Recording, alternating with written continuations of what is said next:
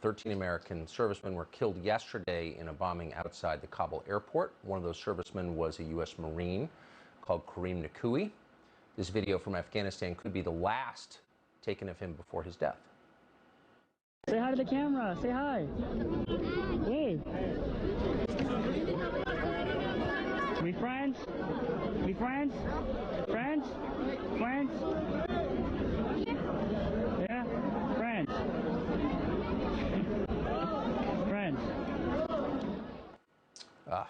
His father is Steve Nikoui, and he joins us tonight. Mr. Nikoui, I appreciate your coming on, and our hearts break for you, and I mean that. I'm sorry. Thank you, Tucker. It's hard even to know what to ask you other than to extend our sincere, for real, heartfelt sympathies.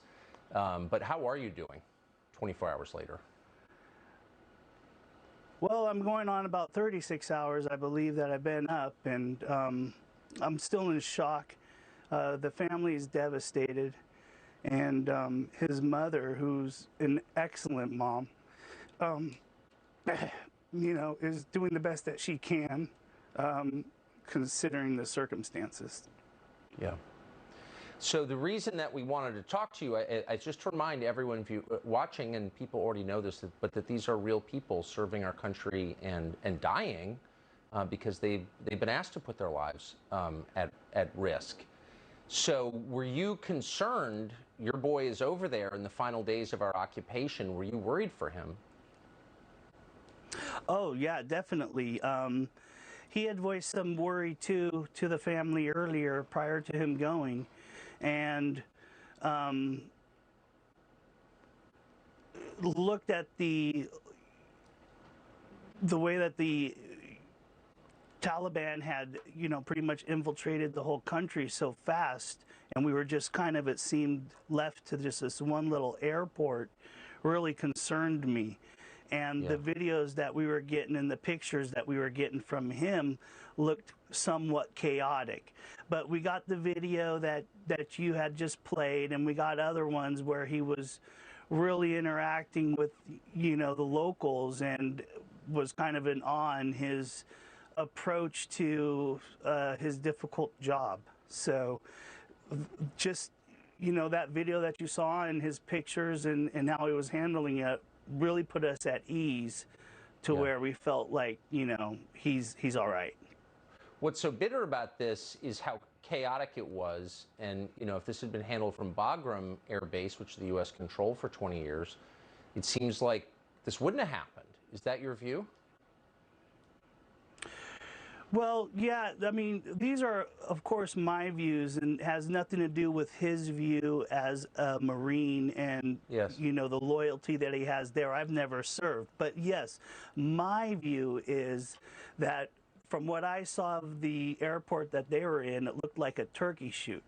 Basically, it's funneled into like a single file type entry point at which, if you have any sort of chaos of any sort, they would all gather to that one funneled area, which they would all be susceptible, and I think that's exactly what happened. It was just basically so chaotic and not really planned out. Now, I'm a carpenter, and even I could spot that with my untrained military eye. Yeah, it did seem pretty obvious. Have you heard from the Marine Corps, the political leadership in this country since your son's death? Yeah, they have been incredible. So, basically what had happened was, how I found out is I was glued to the TV all day yesterday because, I had woken up and I wasn't feeling well, and I just felt like something was wrong. My wife felt that there was something wrong. Oh. And, as we go downstairs, we realized that this had happened, and now, we're like, well, there's some legitimacy to how we're feeling. And so we're, I'm glued to the TV all day. I have my, and I see, it says 3 wounded, then 3 killed, then 10 killed, then 12, then 13, and, so many Afghans. And I'm trying to find out what time this actually took place so I can reference when he was working to get some sort of insight. Then they said that the president was going to talk, you know, I believe at 1 o'clock. So I felt like, you know, maybe from that speech I'd be able to get whether or not all the families had been contacted, or if they still have to been contacted, because previously I had seen that, you know, the prior administration would normally contact people like first, like the actual president of the United States. So I had some sort of sense like, hey, okay, maybe that would happen. So then that's not happening, and things are still transpiring to be, you know, a little more grave. And I start Googling, well, how long does it take for the military to, you know, inform its next of kin? And I somehow from the internet gathered about 8 hours. And this is about after he had talked, because after he had talked, he had said that, you know, I believe he had said that, no, they're still going to be contacted, or I think maybe the commentator said, well, there'll be some knock on the doors tonight. So at that time, I didn't know if there was going to be a knock on the door or a call.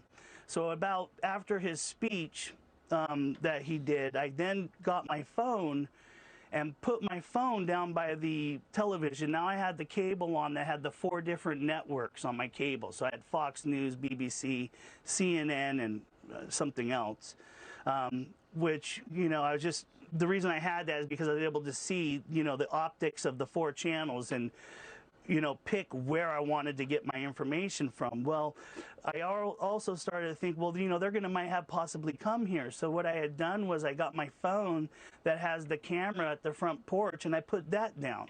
So if anyone was to walk up, I'd be able to rush outside and intercept them, because I didn't want, if something happened to my son, that these Marines, nothing against them, were to tell my family. I felt like, you know, that was my responsibility. Yeah. So I finally realized, you know, they're not going to come at 3 o'clock. They're going to come between 5 and 10 when everybody's home from work. So then I realized, you know, okay, well, you know, 5 to 10. If I can make it between 5 to 10, even if I haven't heard from him, I know that, you know, he's all right. And he just doesn't have a way to contact me, because they either shut down the internet or shut down cell service or whatever. And 7:15, I see something in the corner of my eye on my phone, and 3 people are walking up my driveway, and my other son, his brother, had gone to a football game and had 2 of his friends. So I was hoping that, you know, it was him. And as soon as I saw them turn the corner and saw it was 3 Marine suits, my life changed forever. And I went down there and met them, and I think I did before they even knocked on the door. And all I kept saying, and this goes to the point that you're asking, did any service, you know, come and address to us? Yes. And they were incredible. These young men had so much empathy, and were so concerned with me and my family, who luckily my family wasn't there. It was just me at the time. And I thank God, you know, I thank Jesus that happened, that I was able to intercept them. And all I kept telling them, they were literally there for like 5 minutes. I was all, you know, let's sign whatever papers we have to sign now, but you have to leave, because I have to take care of my family, and I don't want someone to come here while you're here. And they were totally understanding. And then it dawned on me that, yes, maybe I don't need the condolences from them, but I don't want to take that opportunity from my other family members, my wife, my son. So I asked them, look, they're at a football game for the high school, watching a football game. Can you please wait down the street until they come? And then I could see if they want you to come and do your condolences presentation. Those boys sat out there for 4 hours. For 4 hours they sat out there until they came, until my wife came, which no, you know, it was not good, and I could not have them come to the house. It was horrible. Like I said, I've been up for about 36 hours, but I was in awe and just humbled by by their performance. I appreciate, Steve, you're telling us that, and God bless you. Thank you.